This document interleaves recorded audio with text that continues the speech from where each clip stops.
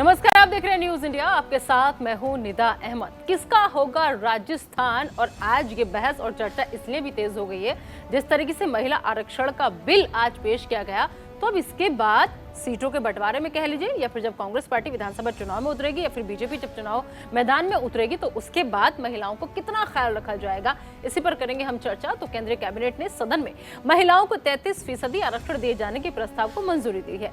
इसके लिए किए जाने वाले संविधान संशोधन का असर राजस्थान विधानसभा पर भी पड़ने वाला है। राजस्थान में वर्तमान में 200 विधानसभा सीटें हैं, जिनमें एससी की 34 और एसटी की 25 सीटें हैं। ऐसे में विधानसभा की कुल सीटों में से 66 सीटें महिलाओं के लिए आरक्षित हो जाएंगी।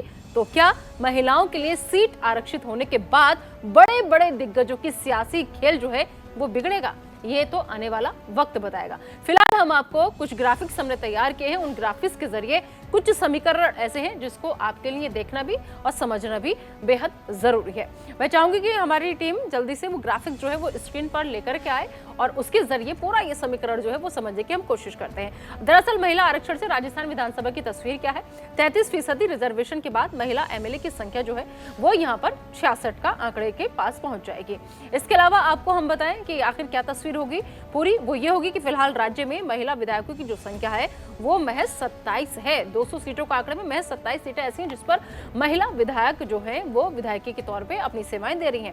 कांग्रेस की बात करें अकेले हम यहाँ पर, तो कांग्रेस की तरफ से 15 महिला विधायक हैं। तो महिला आरक्षण से राजस्थान विधानसभा की तस्वीर कैसे बदलेगी, अभी मौजूदा स्थिति क्या है, ये आपको न्यूज इंडिया बताने की कोशिश कर रहा है। वहीं अगर बीजेपी की महिला विधायकों की बात कर लें तो बीजेपी की 10 महिला विधायक ऐसी हैं जो अभी फिलहाल अपने अपने इलाके में मोर्चा जो है वो संभाले हुए हैं। इसके अलावा आरएलपी और अन्य की एक महिला भी एमएलए है। तो आरएलपी बाकी और अन्य पार्टियों का जिक्र करना भी यहाँ पर जरूरी हो जाता है बीजेपी और कांग्रेस पार्टी के साथ साथ। तो सबसे बड़ी बात जो है वो ये है कि राजस्थान में लोकसभा की कुल 25 सीटें हैं। महिला आरक्षण बिल पास होता है तो क्या हो सकता है, अब आप जरा इस चीज को समझिए अच्छे से, क्योंकि आपको बता दें कि महिलाओं के लिए 8 सीटें जो है वो आरक्षित हो जाएंगी। तो कुल 25 सीटों में से 8 सीटें ऐसी हैं जिसे महिलाओं के खाते में देना पड़ेगा। राज्य में महिला सांसदों की संख्या जो है वो बढ़ जाएगी, ये फायदा होगा। महिलाएं जो है वो अच्छे से नेतृत्व कर पाएंगी अपने राज्य का। इसके अलावा वर्तमान में राजस्थान में 3 महिलाएं जो है वो सांसद हैं। तो सांसदों की जो संख्या है महिला सांसदों की वो अभी फिलहाल वर्तमान में मौजूदा स्थिति में 3 है, बता दें आपको। और तीनों ही जो ये सांसद हैं वो बीजेपी से आती हैं। तो राजस्थान में लोकसभा की कुल 25 सीटों का क्या समीकरण है वो ग्राफिक्स के जरिए आप समझिए। अब ऐसे में नए संसद में मोदी सरकार ने देश की महिलाओं को बड़ा तोहफा दिया है। अगर बिल पास होता है तो देश भर की लोकसभा और विधानसभाओं में महिलाओं की हिस्सेदारी बढ़ जाएगी। इस बीच सबसे अहम सवाल यह है कि अगर ये बिल संसद में पास होता है तो राजस्थान की लोकसभा और विधानसभा में महिलाओं के लिए कितनी सीटें रिजर्व होंगी। ऐसे में जबकि राजस्थान में अब कुछ दिन बाद विधानसभा चुनाव होने हैं, तो गहलोत सरकार के लिए महिला आरक्षण बिल कितना फायदेमंद होगा या फिर बीजेपी को इसका फायदा मिलेगा? फिलहाल राजस्थान विधानसभा में सभी दलों के 27 महिला विधायक हैं। राजस्थान के रण में आज हम इसी मुद्दे पर चुनावी चर्चा करेंगे, लेकिन इससे पहले महिला आरक्षण बिल पर अर्जुन राम मेघवाल ने क्या कुछ कहा वो आपको सुनवाते हैं।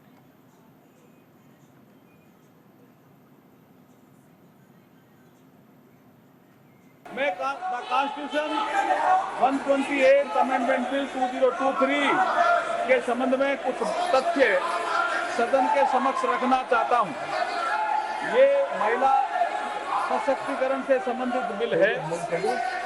इस बिल के माध्यम से हम आर्टिकल 239AA, 330A और 332A और 334A इनमें संशोधन कर रहे हैं संविधान में।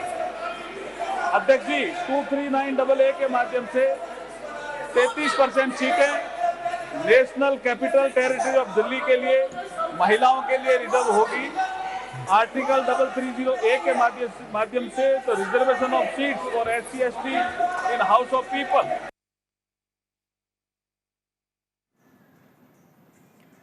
तो दरअसल 2023 का रण महिला रिजर्वेशन का गेम प्लान जो है वो आखिर किसके लिए फायदेमंद साबित होगा, क्योंकि आपको बता दें कि राजस्थान में 200 सीटें हैं, 66 महिलाओं का दम है और कौन बेदम इसमें होगा, ये सबसे बड़ी बात होगी देखने वाली। कई बड़े नेताओं की चुनावी गणित जो है वो बिगड़ के अब देखना होगा कि अलग से ही जो नए चेहरे होंगे, जो युवा महिलाएं होंगी, उन पर कोई भी पार्टी दाव खेलेगी या फिर जो अपने ही पार्टी के लोग हैं उनकी घर की महिलाओं को आगे किया जाएगा। ये भी एक बड़ा सवाल है। महिला रिजर्वेशन का गेम प्लान जो है, आखिर ये प्लान किसके लिए कितना फायदेमंद साबित होगा, क्योंकि अभी हाल फिलहाल में विधानसभा चुनाव भी होने जा रहे हैं और फिर उसके बाद सबसे बड़ी जो बात आएगी निकलकर सामने वो यही आएगा कि राजस्थान विधानसभा में कुल 200 सीटें हैं।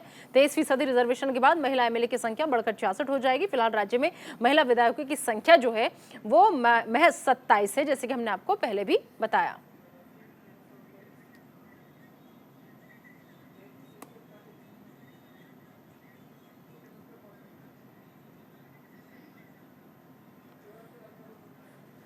तो चलिए, अब मेहमानों का पहला हमारे साथ जुड़ चुका है, उनका हम रुख करेंगे। दरअसल आपको बता दें कि आज दिन महिलाओं का है और लिहाजा कोशिश की है कि ज़्यादा से ज़्यादा हमारे पैनल में महिलाएं जो हैं वो जुड़े हैं। लेकिन इन महिलाओं के बीच भी देखिए, कहा जाता है कि एक सक्सेसफुल आदमी के पीछे औरत का हाथ होता है, लेकिन कई बार ऐसे भी होता है कि एक सक्सेसफुल वुमेन के पीछे मर्द का भी उतना ही हाथ होता है। जैसे हमारा ये शो चलाने के लिए एंकर बेशक यहाँ पर फीमेल बैठी है, लेकिन जो बड़ा योगदान है वो यहाँ पर हमारे रेजिडेंट एडिटर सुनील सुशीला शर्मा जी का है, इसलिए उनको भी हमने आज की चर्चा में रखा कि नहीं, आप जरूर रहिएगा।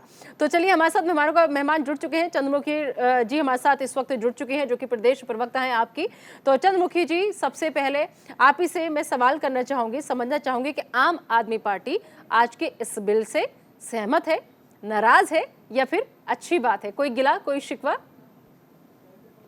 नदा जी, हम लोग इस बिल का बहुत स्वागत करते हैं, तहे दिल से स्वागत करते हैं, लेकिन हम इसमें एक संशोधन चाहते हैं। जब बिल आपको पेश करना है, महिलाओं को आरक्षण देना है, तो इसका इम्प्लीमेंटेशन इतना लेट क्यों किया जा रहा है? ये 2028-29 तक होते होते होने की संभावनाएं हैं, तो क्यों ना इसको 2024 में ही 543 सीटों पे इसको लागू कर दिया जाए, जिसका तुरंत महिलाओं को लाभ मिल जाए। लेकिन अब इस तरह से जो देख रहे हैं, कल तक जो माहौल था, एक संसद का विशेष सत्र बुलाने की जो चर्चाएं चल रही थी, उसमें कयास लगाए जा रहे थे भांति-भांति के कि इसमें क्या-क्या चर्चाएं हो सकती हैं, लेकिन 2 दिन से महिला आरक्षण बिल काफी जोर पकड़े हुए था।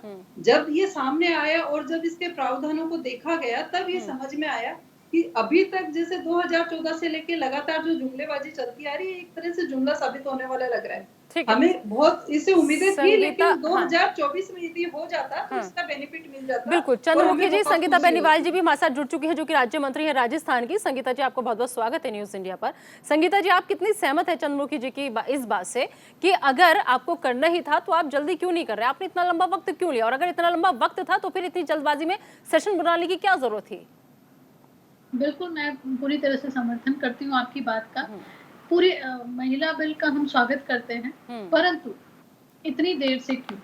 जिस तरह से चुनाव को देखते हुए 200 रुपए गैस सिलेंडर किया गया, उसी तरह से महिला बिल भी महिलाओं के वोट को रुझाने के लिए किया जा रहा है। इस तरह की बात का ये प्रतीत होता है। यदि करना ही था तो इसको पहले क्यों नहीं किया गया, ताकि आने वाले चुनावों में, विधानसभा के 2023 में चुनाव है, जिस तरह से आगे लोकसभा के चुनाव है, उसका महिलाओं को अधिक से अधिक फायदा मिल पाता, बेनिफिट मिल पाता।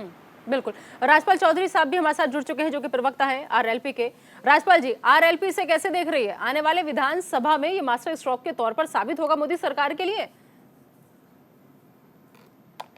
मैम, जो आज ये विधेयक इन्होंने संशोधन, जो 128वां संशोधन विधेयक जो महिला आरक्षण, ये जो रिजर्वेशन बिल लेके आरएलपी इसका पुरजोर शोर से इसका समर्थन करती है। और माननीय सामान्य राष्ट्रीय लोकतांत्रिक पार्टी के सुप्रीमो श्रीमान हनुमान बेनीवाल जी ने जो इनकी जो संसदीय समिति की इनकी जो बैठक होती है, उनके अंदर भी इस चीज का समर्थन किया। पर कहीं ना कहीं इनको इस बिल को देख के ऐसा लगता है कि आने वाले जो 2024 के इलेक्शन है और जो 5 राज्य के जो अभी 2023 के एंड के अंदर चुनाव है, उसके अंदर इनके इस बिल को देखते हुए नहीं लग पा रहा हमें कि ये बिल लागू हो पाएगा। तो भारतीय जनता पार्टी 9 साल से तकरीबन 2014 से लेकर मोदी जी प्रधानमंत्री बने, तब सेंट्रल गवर्नमेंट के अंदर है।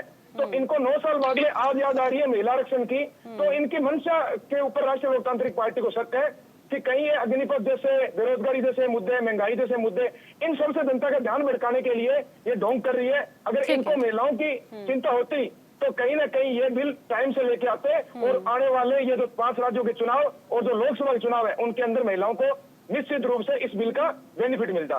बिल्कुल ठीक है। सुनील जी, आपने आप तीनों की बातें सुन ली, क्या लग रहा है आपको, ये बिल किसके लिए फायदेमंद रहेगा और किसका खेल बिगाड़ेगा? 2023 का रण सर पर है।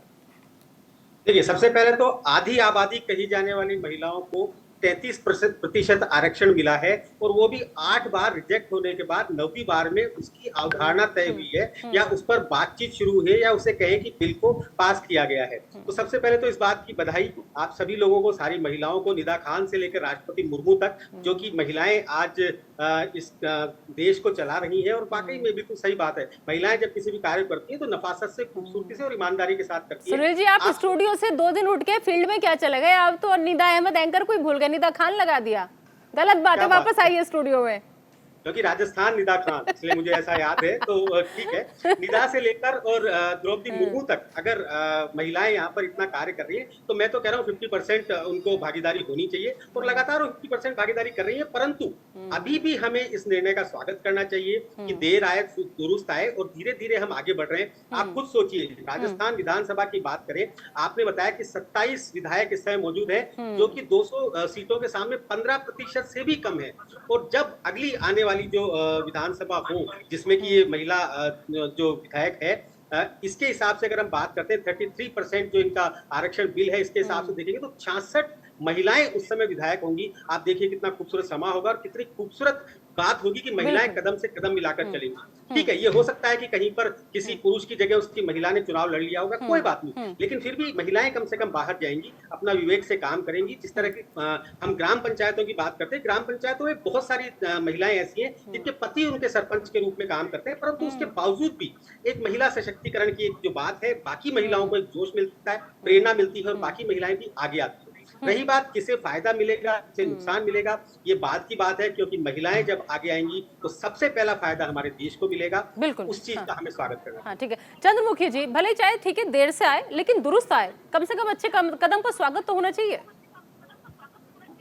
निदा जी, हमने इसका स्वागत किया है, पूरे दिल से, हम तहे दिल से इसका स्वागत करते हैं, लेकिन ये लागू तो हो, ये सिर्फ एक जुमला बन के ना रह जाए। इन्हीं की पार्टी की सीनियर लीडर उमा भारती जी का अभी स्टेटमेंट देख रहे थे, उन्होंने बताया कि SD देवगौड़ा की सरकार में 1998 में भी उन्होंने सबसे पहले प्रधानमंत्री को बिल में संशोधन के लिए पत्र लिखा था। आज के बिल में संशोधन के लिए वो पत्र लिख चुकी है, तो इसकी संभावना कितना, हम सबसे पहले देखा जाए तो 1921 से सरोजनी नायडू से गुलाम भारत में ब्रिटेन की प्रधानमंत्री को पत्र लिखा था कि महिलाओं की भूमिका है वो आपकी मतलब चुनाव के आधार पे होनी चाहिए, उनको नियुक्ति करके नहीं होना चाहिए। तो अब 100 साल उस चीज को बीतने वाले हैं, उसी के इंतजार में हमें, तो अब तो देर आए दुरुस्त आए, जब हो जाए तभी इसका मानना है, तो इंतजार कर रहे हैं, बाकी हम इसका समर्थन कर रहे हैं और इसमें संशोधन। आप लोगों के सवाल थे लेकिन उनके जवाब देने के लिए अब हमारे साथ बीजेपी विधायक अनीता भदेल जी भी जुड़ चुकी हैं। अनीता जी, बहुत बहुत स्वागत है न्यूज इंडिया पर। मैम, जो आज हुआ है वो वाकई में ऐतिहासिक है और इतिहास के पन्नों में दर्ज होगा, लेकिन सवाल जो है वो टाइमिंग को लेकर के उठ रहा है। हमारे साथ आम आदमी पार्टी के प्रवक्ता भी हैं, हमारे साथ राज्य मंत्री भी जुड़ी हुई हैं, हमारे साथ RLP के प्रवक्ता भी हैं, हमारे साथ हमारे रेजिडेंट एडिटर भी मौजूद हैं। क्योंकि आप डिबेट में थी ना, इसलिए मैंने आपको बताया कि मेहमानों का पैनल क्या क्या है। अब ऐसे में सवाल जो है वो टाइमिंग को लेकर उठ रहा है अनीता जी, कि अगर इतना ही वक्त था, आपको अभी इसे लाना नहीं है, तो फिर इतनी जल्दबाजी में सेशन बुलाने का मतलब क्या था? क्या सिर्फ और सिर्फ चुनाव सर पे है तो ये एक और मास्टर स्ट्रोक जो है वो फेंका गया है, ऐसा है क्या मैम? देखिए, जो विरोधी पक्ष है ना, वो विरोधी पक्ष को तो कुछ ना कुछ कमियां निकालनी ही है। बिना कमियां निकाले वो कैसे अपनी बात को यहाँ मंच पर या अन्य मंचों पर कह सकते हैं? पूरा देश और पूरी दुनिया जानती है कि मोदी जी जो तय करते हैं वो पूरा ही होता है, वो कभी आधा अधूरा नहीं होता है। और इसलिए आप खुद भी ये तय कर सकते हैं कि इस समय चुनाव से पहले, अभी चुनाव में समय है लेकिन चुनाव से पहले ये लागू होगा और 2024 में इस बिल के तहत इलेक्शन होंगे। तो 2024 में इलेक्शन होने थे, चाहे वो 2019 में पारित होता, 20 में पारित होता या 21 में पारित होता, तो भी 2024 के इलेक्शंस में ही ये लागू होने वाला था। इसलिए निश्चित मानिए कि 2024 के इलेक्शन में 100% रूप से ये बिल लागू होगा और महिलाओं को आज पूरे देश महिलाओं के इलेक्शन 24 क्षेत्र में भी में है, बहुत बड़ा इलेक्शन changes। विधानसभाओं के 23 में भी है। सवाल यह है कि बिल का जो फायदा मिलेगा वो बहुत साल बाद मिलेगा उससे। जी, यहाँ पर हमारे साथ आम आदमी पार्टी की तरफ से संगीता जी हैं। जी संगीता जी, कुछ कहना, माफ करना संगीता जी, चंद्रमुखी जी। नंदा जी, अभी बघेल बहन ने बताया कि 2024 में फायदा मिलेगा, लेकिन इसके प्रावधान में साफ साफ लिखा हुआ है ये जो फायदा है ये आपको परिसीमन और जनगणना के बाद ही मिलेगा। बिल्कुल, और जो पहले से 2021 में हो रही थी लेकिन नहीं हो पाई 2023 में, हम बहुत वक्त है अभी। हाँ। तो ये सारे सिर्फ और सिर्फ ध्यान भटकाने के लिए है। महिलाओं का इतना सम्मान होता तो आज जो संसद भवन में जिसका शिलान्यास किया और मिच्छामी दुग्गड़म के साथ जो शुरुआत की हमारे प्रधानमंत्री जी ने, मैं बहन से पूछना चाहूंगी, महिलाओं को सम्मानित हमारी सदन की सर्वोच्च सदस्य जो अपनी राष्ट्रपति द्रौपदी मुर्मू जी है, उनको ना शिलान्यास में बुलाया गया था, ना उनको उद्घाटन में बुलाया गया, और ना आज के इस प्रवेश में उनकी उपस्थिति वहां पे थी। तो ये सारी चीजें बड़ी ही बेमानी सी है। महिलाओं को अभी और बेवकूफ नहीं बनाया जा सकता। यदि आपको सच में महिलाओं के हित में करना था तो महंगाई कम कर देते, महिलाओं को रोजगार में आप आरक्षण दे देते, महिलाओं की सुरक्षा पे आप कुछ कर लेते, लेकिन इनकी नीयत कुछ और है और काम जो जिस तरीके से है, चाल चलन चरित्र जनता के सामने पूरी तरह आ चुका है, सब पहचानते हैं। ठीक है संगीता बेनीवाल जी, क्या हकीकत में महिलाओं के साथ ये छल है, धोखा है? बिल्कुल मैं कहना चाहूंगी कि ये महिलाओं के साथ छल है, धोखा है। इस तरह से विशेष सत्र बुलाकर ठीक चुनाव से पहले, आचार संहिता लगने से पहले इस तरह का सत्र बुलाकर महिलाओं के वोट को लुभाने के लिए इस तरह से बिल लाया जाता है जिसका कोई औचित्य नहीं है। आने वाले 2023 के विधानसभा चुनाव में इसका कोई औचित्य नहीं है। जिस तरह से 200 रुपए गैस सिलेंडर कम कर दिया जाता है उसका कोई औचित्य नहीं है। 22 तारीख तक ये विशेष सत्र है, देखते हैं और मतदाताओं को लुभाने के लिए हमारे आदरणीय प्रधानमंत्री मोदी जी क्या क्या और लेकर आते हैं। मुझे समझ नहीं आता, लगभग 4.5 साल किसानों के लिए 3 कानून ले आए जाते हैं, नोटबंदी ले आई जाती है उस वक्त, क्योंकि चुनाव आसपास ठीक है। पर अब चुनाव को देखते हुए संगीता जी, मैं और मेहमानों से सवाल ले लेती हूँ, तब तक ना मेरी आपसे गुजारिश है आप थोड़ा ना अपना मोबाइल जो है थोड़ा आप ऊपर रखेंगे तो आप अच्छे से बेहतर से दिख पाएंगे, क्योंकि आपका फेस पूरा कट रहा है जी। थोड़ा सा उसको हाइट पे रख लीजिए जी। जी अब ठीक है, ओके, थैंक यू। आती हूँ मैं आपके पास। हमारे साथ राजपाल चौधरी साहब भी जुड़े हुए हैं, आरएलपी के प्रवक्ता। क्या लग रहा है राजपाल जी, वाकई में चुनावी गणित जो है वो बिगड़ेगा कई बड़े नेताओं से अगर महिलाएं मैदान में आती हैं तो, या फिर कोई फर्क नहीं पड़ेगा? क्योंकि महिलाओं की भागीदारी तो बाकी और पार्टियां पहले से तय कर चुकी। चाहे कांग्रेस पार्टी की बात करें, लड़की हूँ लड़ सकती हूँ 50% उन्होंने दिए अभी विधानसभाओं में टिकटें। देखिए मैम, अगर जहाँ पे ऐसी जो आरक्षित सीटें हैं और जो बड़े नेता जहाँ पे मैदान में है वहाँ बिल्कुल निश्चित रूप से फर्क पड़ेगा। अगर ऐसी कुछ सीटें हैं जहाँ पे बड़े नेता दावेदारी कर रहे हैं, अगर वहाँ पे ये कंडीशन हो जाएगी कि वो महिलाओं के आरक्षण के लिए चली जाएगी ये सीटें, तो उनको कहीं दूसरी जगह से दावेदारी करनी पड़ेगी, अपनी ताल मैदान में ठोकनी पड़ेगी। तो ये बड़ी पार्टियों के लिए, इनके लिए बिल्कुल ये एक फैसला रहेगा। पर जिस तरीके से भारतीय जनता पार्टी की जो टाइमिंग है इस बिल को लाने की, इसके ऊपर देख के हमें शंका पैदा हो रही है कि भारतीय जनता पार्टी बड़े मुद्दों को दबाना चाहती है। जो पिछले 9 सालों से मुद्दे हैं, जो महंगाई, अग्निपथ जैसी, बेरोजगारी जैसी, इन मुद्दों को दबाने के लिए भारतीय जनता पार्टी ढोंग कर रही है। इनकी मंशा नहीं है महिलाओं को आरक्षित देने करने की। अगर इनकी मंशा ठीक होती तो ये निश्चित रूप से आज से 2 या 3 साल पहले बिल लेके आते, ताकि इन 5 विधानसभा के चुनाव में और लोकसभा के चुनाव में महिलाओं को आरक्षित मिल पाता। ठीक है सुनील जी, वाकई में ऐसा है क्या? जी बिल्कुल। मैं सबसे पहले तो आरएलपी के जो प्रवक्ता है उन्हीं से बात करना चाहता हूँ। सर ठीक है, निदा जी वाली बात का मैं जवाब देता हूँ। उससे पहले मैं आपसे पूछना चाहता हूँ, बड़ी पार्टियों की बात आप कर रहे हैं, लेकिन आपकी क्षेत्रीय पार्टी और बहुत सारी सीटों पर आपका प्रभाव है जहाँ पे आप खेल बिगाड़ सकते हैं। आपको कितना फर्क पड़ेगा महिलाओं के इस जो आरक्षण इनको मिला है? क्योंकि आपकी पार्टी की तरफ से तो पिछली बार टिकट बांटे गए थे, उसमें महिलाओं को टिकट कम दिए गए थे। राजपाल चौधरी जी। बिल्कुल, पिछली बार मैडम हमारी तो पार्टी बनी थी, 29 अक्टूबर 2018 को पार्टी स्थापना हुई थी और मात्र 20-25 दिन बाद में चुनाव थे। उसके बावजूद एक अच्छे रेशियो के अंदर हमने महिलाओं की भागीदारी सुनिश्चित की थी पार्टी के अंदर। और आगामी जो राजस्थान में चुनाव है, इसमें देखिए आप है, बिना आरक्षित भी हम पुरजोर महिलाओं की जो भागीदारी है उनको बराबर रखेंगे। जी हाँ निदा, बिल्कुल सही बात है। हाँ। अब जो जो गणित बिगड़ेगा वो असल में इसलिए बिगड़ेगा क्योंकि 5 साल से जो लोग तैयारी कर रहे थे उन्हें जब पता चलेगा कि हमारी ये सीट है अब हमारे लिए नहीं रही, महिलाओं के लिए आरक्षित हो गई, तो निश्चित तौर पे उन्हें कोई दूसरी जगह ढूंढनी पड़ेगी, अपनी भूमि उनको तलाशनी पड़ेगी। तो इस समय पर बहुत सारे उन नेताओं के लिए सबसे समस्या है जो 5 साल से तैयारी कर रहे थे, तो उन्हें पूरा विश्वास था कि हम यहाँ से टिकट लेने में सफल होंगे, लेकिन अब वहां पर वो अपने ही किसी रिश्तेदार को या अपने ही किसी सहयोगी को वो प्रयास करेंगे किसी महिला को वहां से टिकट दिलवा सके। कम हर पार्टी में ये समस्या आने वाली है। बिल्कुल ठीक है। अनीता जी देखिए, सवाल जो है वो कई इसलिए भी उठ रहे हैं क्योंकि अगर आपकी ही अपनी पार्टी में हम बात कर लें तो आज तक कोई भी बीजेपी का राष्ट्रीय अध्यक्ष इसी महिला को नहीं बनाया गया है। अगर हम आपकी और आरएसएस की बात कर लें, कहीं पर भी मतलब महिलाओं की भागीदारी बहुत कम रही है, तो ऐसे में सबसे पहले पहल आप ही की पार्टी की तरफ से की जाएगी क्या? देखिए, मैं आपको ये बताना चाहती हूँ कि पहली बात तो आरएसएस कोई राजनीतिक संगठन नहीं है ना, इसलिए आरएसएस को छोड़ दें। और मैं दूसरी तरफ से भारतीय जनता पार्टी हमेशा वो आपके लिए खड़े रहते हैं मैम, छोड़ तो नहीं सकते। नहीं, खड़े तो बहुत लोग खड़े रहते हैं। खड़े रहने को तो बहुत लोग आम जनता भी खड़ी रहती है। तो आप आम जनता को भी बात करेंगे क्योंकि इतने करोड़ लोगों ने बीजेपी को वोट दिया, तो समर्थन से ही तो दिया ना बीजेपी को वोट। मेरा ये कहना है कि भारतीय जनता पार्टी ही पहला राजनीतिक दल है जिसने पहली बार, देखिए मोदी जी की सरकार पूरे बहुमत के साथ, पूर्ण बहुमत के साथ में पहली बार बनी, और उस पूर्ण बहुमत की सरकार में सबसे ज्यादा कैबिनेट मिनिस्टर्स यदि महिलाएं हैं तो सिर्फ मोदी जी की गवर्नमेंट में ही है।